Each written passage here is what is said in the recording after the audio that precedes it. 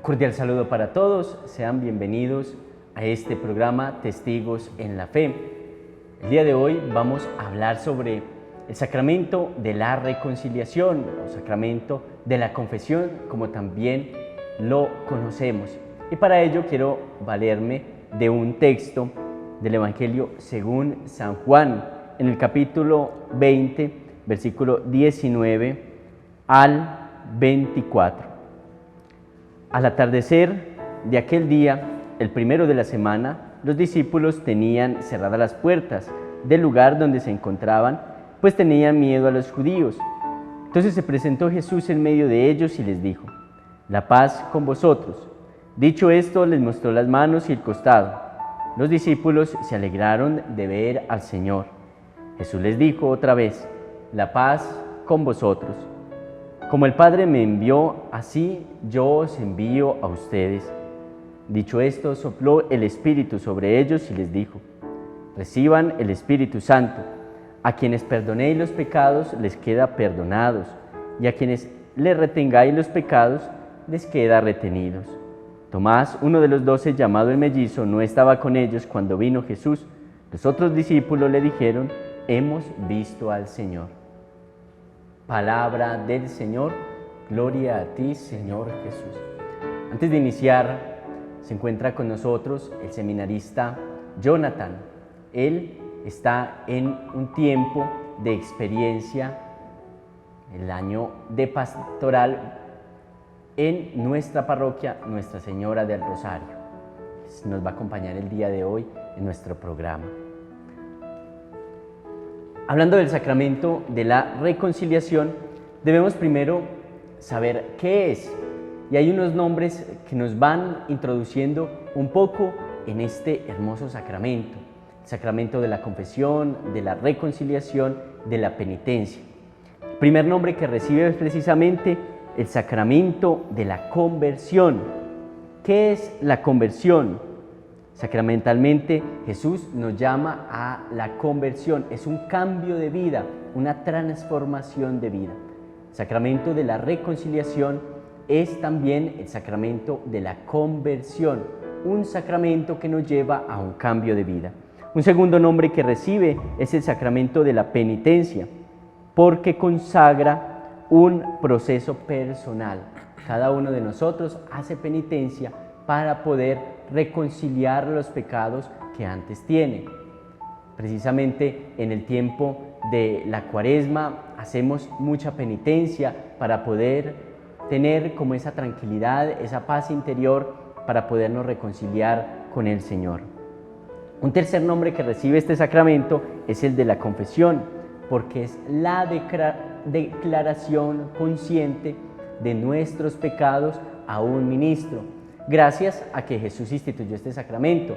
Acabamos de escuchar en el Evangelio cuando Jesús le dice a los discípulos que todos los pecados que perdonen en la tierra quedarán perdonados en el cielo, y los que retengáis en la tierra quedarán también retenidos en el cielo. Es un mandato de Jesús a los discípulos. Y como los sacerdotes, los obispos tienen sucesión apostólica, por eso los sacerdotes, los obispos pueden perdonar los pecados en nombre de Jesús. Además, ese nombre de Jesús no es el nombre propio. En muchas ocasiones pensamos que nosotros vamos, le contamos a un sacerdote nuestros pecados y es al sacerdote propiamente el que se los contamos. Y no, en realidad es al mismo Jesús. Y Jesús perdona nuestras culpas, perdona nuestros pecados. Un cuarto nombre que recibe este sacramento es el de la reconciliación, porque nos reconcilia con Dios, nos reconcilia con nosotros mismos, nos reconcilia con la naturaleza, porque el pecado a final de cuentas es una ruptura de las relaciones con Dios, con los hombres, con nosotros mismos y con la naturaleza. Los invito a que veamos un pequeño video sobre qué es la confesión.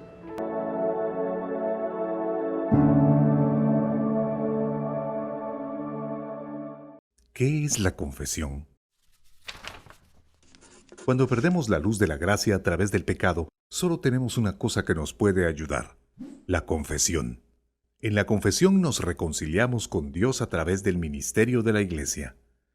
Pero, ¿por qué no podemos conectar las cosas directamente entre Dios y nosotros? ¿Por qué la reconciliación es mediada por la Iglesia? Bueno, Jesús le dijo a sus apóstoles: aquellos pecados que perdonéis serán perdonados, y los que no perdonéis serán retenidos. Reconciliación entonces es un mandato, un deber mandado a la Iglesia por Cristo. Y la Iglesia ejerce este mandato hasta nuestros días a través de los obispos como sucesores de los apóstoles y sus compañeros de trabajo, los sacerdotes. Con el claro mandato de Jesús el asunto puede considerarse establecido, pero como en todo lo que Dios hace, hay sabiduría que hay que descubrir en el camino del sacramento de la reconciliación que ha sido establecido. Dios permite y desea que la humanidad participe de la obra de su salvación por medio de la administración de los sacramentos. De esta forma, el obispo o sacerdote están actuando como un instrumento. Actúan no por su propio poder, sino que Cristo actúa a través de ellos. En segundo lugar, los sacramentos hacen lo que es espiritual visible, audible o tangible a los sentidos. Por los sacramentos podemos percibir por signos sagrados lo que está invisiblemente realizándose en nuestra alma. Dios diseñó los sacramentos y estos signos sagrados exactamente porque ellos equivalen a nuestra naturaleza humana, una naturaleza que Él mismo creó. La confesión no es diferente a otros sacramentos en esta área. Podemos escuchar que nuestros pecados han sido perdonados. En tercer lugar, la existencia del cristiano no es una existencia solitaria, sino que él existe como un miembro del cuerpo místico de Cristo. Y si un miembro está enfermo, el cuerpo entero sufre debido a ello. Si, por ejemplo, la Iglesia es enviada a proclamar el amor de Dios a la humanidad y algunos de los miembros están en contra de eso, este comportamiento debilita a toda la Iglesia. Nuestros pecados dañan la misión y la credibilidad de la Iglesia. Y es por eso que es bastante apropiado que el sacramento de la reconciliación sea dado de tal manera que también demuestre la reconciliación de los creyentes. Así que la confesión es un mandato de la Iglesia y tiene mucho sentido. Sin embargo, no solo tiene sentido, sino que también es un sacramento que podemos recibir con frecuencia, y es así una de las principales ayudas en nuestro viaje hacia Dios. Para que veas, aquí se alcanzan tres cosas. Primero, la confesión limpia. Justo como un baño regular es bueno para el cuerpo, así es para el alma. La confesión limpia del pecado a todos aquellos que están arrepentidos de sus pecados y que tienen un corazón contrito. Segundo, la confesión sana. El pecado causa muchas heridas y estas son sanadas en confesión. Tercero, la confesión nos fortalece. Justo como la buena medicina que no solo nos cura, pero que también nos restaura las defensas, así es con la confesión que sana y fortalece. Penitencia o confesión es entonces un gran medio para santificar nuestras vidas.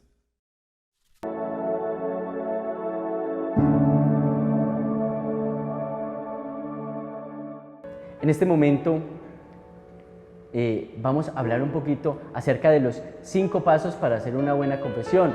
Los hemos visto en la catequesis de primera comunión y en la catequesis de la confirmación, pero quizás se nos han ido olvidando. Es bueno recordarlo también porque son los pasos que nos llevan a hacer una buena confesión. Para eso, Jonathan nos va a explicar un poco en qué consiste. Así es. Como nos decía el padre Aníbal, vamos a compartir los 5 pasos para una buena confesión.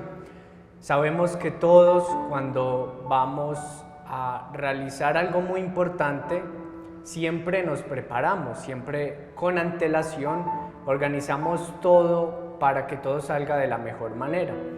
Por eso, cuando nosotros nos vamos a preparar para recibir este gran sacramento, no debemos hacerlo con miedo, con susto, sino por el contrario, reconocer que vamos a acercarnos donde alguien muy importante que nos va a regalar su perdón, su misericordia, no una mirada de juicio, sino una mirada de perdón y de mucho amor. Por ello debemos reconocer con humildad nuestros pecados, nuestros errores. Todos cometemos errores, nadie está libre. Por eso vamos a recordar estos 5 pasos para una buena confesión. El primero de ellos es realizar el examen de conciencia. Delante de Dios nos ponemos en su presencia y recordamos todo aquello que es el pecado. ¿Y qué es el pecado? Aquello que nos aleja de Dios. ¿Y qué nos aleja de Dios? Ya sean las acciones, ya sean los pensamientos y también aquellas palabras u obras que nosotros omitimos. Todo esto lo hacemos consciente para así prepararnos para hacer una buena confesión. Primero recordar aquellos acontecimientos, palabras que vamos teniendo. Segundo, la contrición de corazón. No simplemente es recordar las cosas que hacemos por simplemente decirlas y contárselas a otra persona, a un sacerdote, sino que es reconocer y de corazón sentirlo que estamos hiriendo el corazón de Dios, porque Él nos ha demostrado todo su amor y toda su misericordia, y nosotros de todo corazón lo debemos de sentir en el corazón, sentir esa compunción, ese dolor por nuestros pecados. Ese es el arrepentimiento, de saber que hay alguien que nos ama mucho, que entregó su vida por nosotros y que por eso nosotros reconocemos nuestra pequeñez, nuestra miseria, y que por eso nos arrepentimos y de todo corazón sentimos que hemos lastimado el corazón de Dios y por eso nos acercamos a Él. En un tercer momento vamos a hacer este paso, el propósito de no volver a pecar.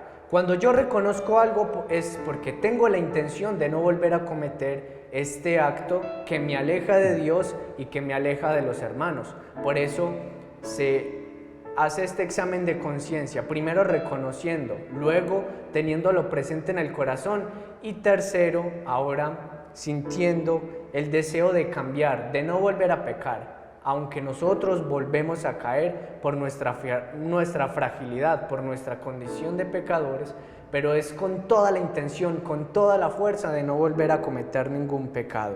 Lo importante no es que en el futuro volveremos a caer y que nos vamos a quedar ahí, sino lo importante es siempre levantarnos, es siempre seguir adelante, siempre con el deseo y con las ganas de seguir adelante en este camino de fe. En un cuarto momento tenemos el gran momento de la confesión, cuando nos acercamos a un sacerdote y le confesamos nuestros pecados, le decimos aquellas faltas que hemos cometido.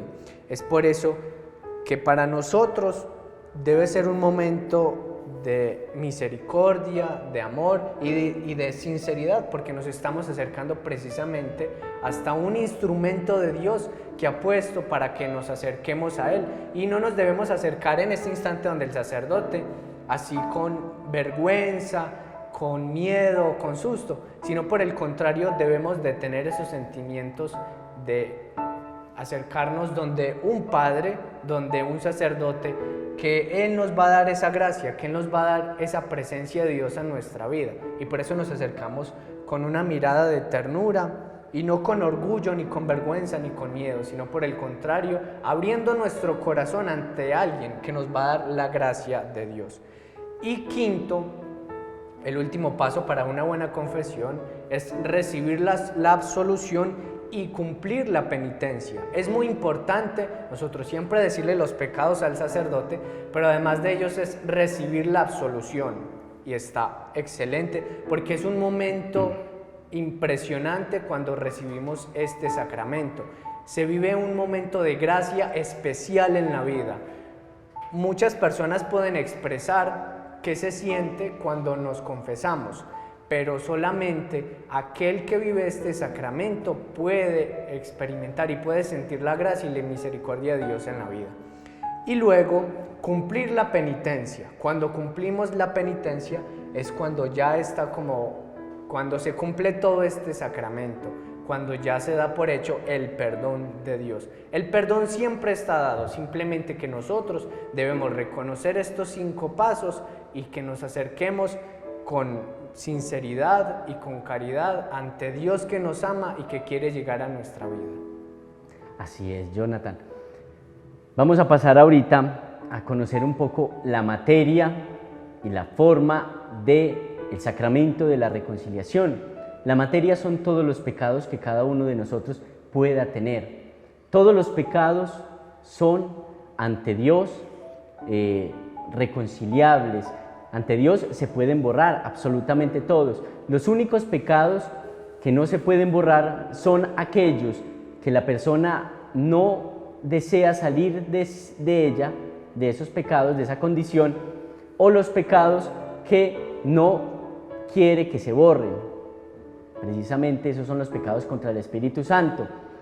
¿Cuál es el pecado contra el Espíritu Santo? El pecado de desesperación, pensar que mi pecado es tan grande que ni siquiera Dios puede perdonarlo, o el de presunción, pensar que yo soy tan santo que no necesito el perdón de Dios porque soy tan bueno que no tengo pecados.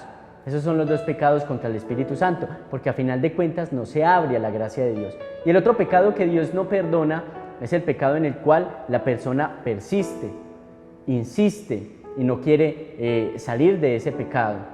Cuando una persona va y se confiesa y me dice un pecado y yo le digo, ¿y está arrepentida de ese pecado? Y me dice, no estoy arrepentida y voy a seguir en ese pecado, yo no lo puedo absolver, no la puedo absolver porque va a persistir en el pecado, va a seguir en esa situación.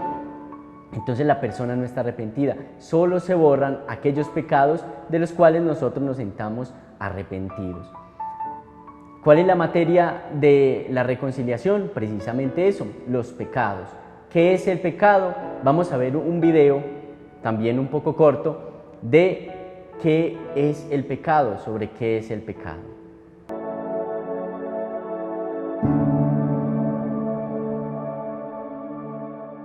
¿Qué es el pecado?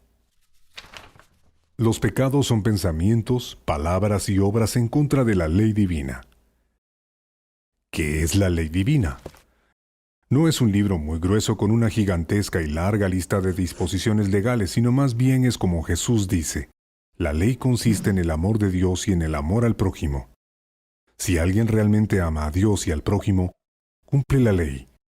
El pecado es una acción incompatible con el amor de Dios o con el amor a nuestro prójimo. Ahora, hay pecados que no son completamente en contra del amor de Dios y nuestro prójimo y nos destruye. También hay pecados que solo hieren el amor. De esta manera podemos diferenciar entre los pecados mortales y los pecados veniales. Pecado mortal es simplemente lo contrario al amor de Dios o del prójimo. Este pecado ataca al amor. La idolatría, no santificar los domingos, matar, adulterio o robar son solo algunos ejemplos. Quien sea que haga estas cosas, ya sea sabiéndolo o con libre albedrío, comete lo que se conoce como pecado grave o pecado mortal. Los pecados graves destruyen el vínculo de amor que nos une a Dios. Perdemos la gracia santificante por la que participamos de la vida divina.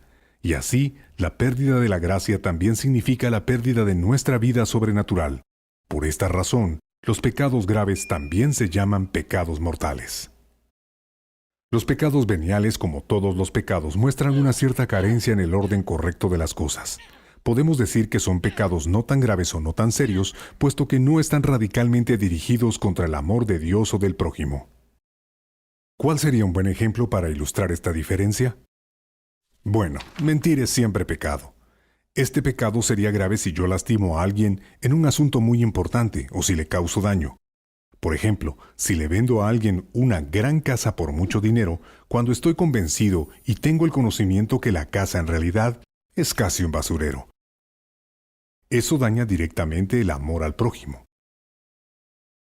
Si por otro lado herimos a alguien sin intención, como si le digo a una persona que me gusta cómo toca el chelo, aunque a mí no me gustan los chelos, este sería considerado un pecado venial.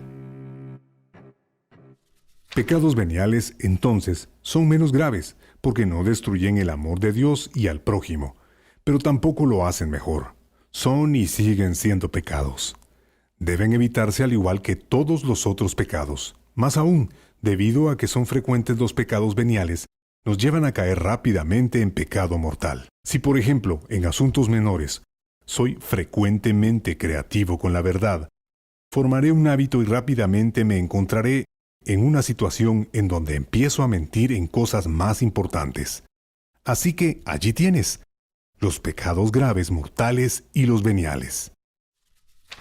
Para concluir este episodio, podemos tratar de ilustrar los efectos de este pecado en nosotros. Una vela encendida representa la luz de la gracia que ilumina el alma.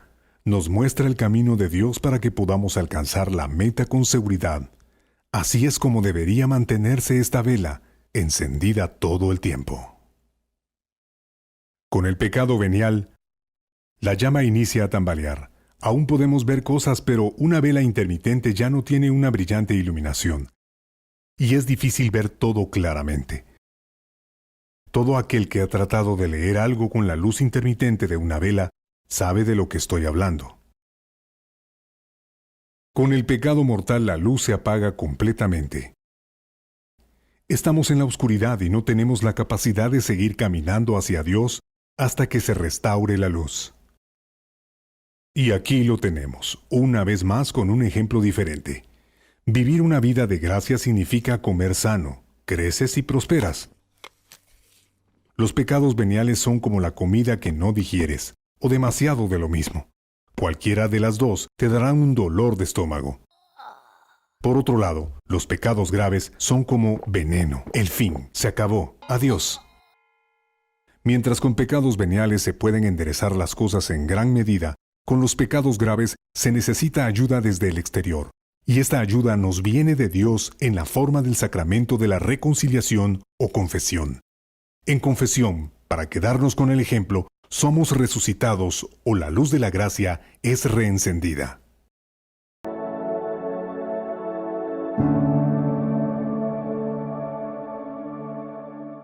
¿Cuál es la forma del sacramento? Es la fórmula que el sacerdote dice en el momento de la absolución. Dios Padre misericordioso que reconcilió consigo el mundo por la muerte y resurrección de su Hijo y derramó el Espíritu Santo para la remisión de los pecados, te conceda por el ministerio de la Iglesia el perdón y la paz.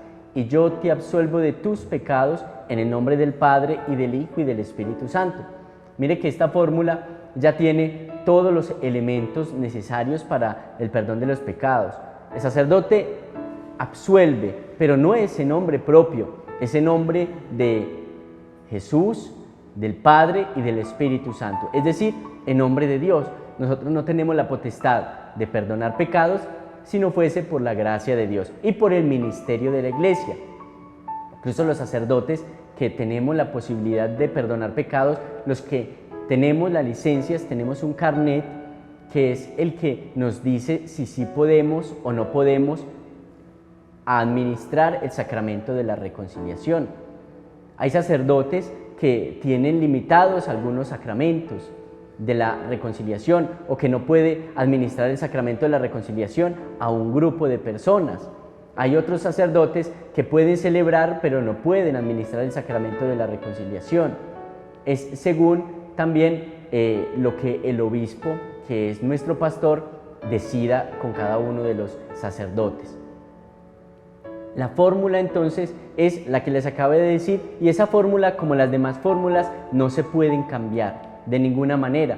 No es yo te absuelvo de todos tus pecados, conscientes, inconscientes, conocidos, desconocidos, pasados, presentes, futuros. No. Tiene que ser yo te absuelvo de tus pecados en el nombre del Padre y del Hijo y del Espíritu Santo. Esa es la fórmula corta. La fórmula larga es la que hace un momento les acabé de decir también. Y esa fórmula no se debe cambiar en ningún caso. No se debe cambiar. Así es que debe permanecer. Es lo que dice el sacerdote en nombre de la Iglesia por el mandato de Cristo. Lo que perdonen en la tierra quedará perdonado en el cielo, lo que retengan en la tierra quedará retenido en el cielo. Vamos a hablar entonces un poco del ministro del sacramento y después de los efectos del sacramento. ¿Quién es el ministro del sacramento de la reconciliación? Muy bien. El ministro del sacramento de la confesión es un sacerdote debidamente ordenado. El Señor instituyó este sacramento de la confesión y delegó a unos hombres para que confíen esta gracia a otros. Por eso les decía que ¿quién nos da este sacramento? Un sacerdote que ha sido ordenado, como hace unas pocas semanas el padre Aníbal fue ordenado sacerdote. Es por eso que el padre Aníbal ahorita nos compartía, el padre debe recibir la facultad del señor obispo para recibir y para poder dar la absolución a las personas. El obispo le tiene que decir, usted puede confesar, tiene la licencia. En ocasiones hay sacerdotes que les quitan esta licencia por diferentes circunstancias, pero el ministro siempre debe ser ordenado por el señor obispo. Y es muy especial el ministro de este sacramento, porque no es otra persona diferente a nosotros, no es alguien extraño, alguien que no tenga las mismas luchas, las mismas dificultades que nosotros. El sacerdote también es un hombre que lucha, que camina a nuestro lado, y por eso nosotros no debemos mirarlo con recelo ni con alguna mirada extraña, porque en ocasiones uno escucha, no, es que yo que me voy a ir a confesar con otra persona que es más pecadora que yo. Todos somos pecadores, todos estamos en un camino, pero Dios los ha designado para esta tarea y nosotros debemos permitir recibir esta gracia que Dios nos da por medio de ellos. En ocasiones, por eso les decimos que somos pecadores, y por eso es que los sacerdotes, hay un ejemplo muy bonito que es una llave, un grifo que está lleno de moho, y cuando nosotros lo abrimos sale el agua limpia y cristalina. De la misma manera los sacerdotes, aunque con defectos, aunque con problemas, con luchas y dificultades, siempre nos dan su gracia porque es Dios quien nos la da por medio de ellos. El sacramento de la reconciliación tiene el efecto de perdonar todos los pecados. Por eso acerquémonos a este sacramento y pidámosle también perdón al Señor de todas nuestras faltas, sabiendo que Él tiene misericordia de nosotros. Que el Señor los bendiga en el nombre del Padre, y del Hijo, y del Espíritu Santo. Amén.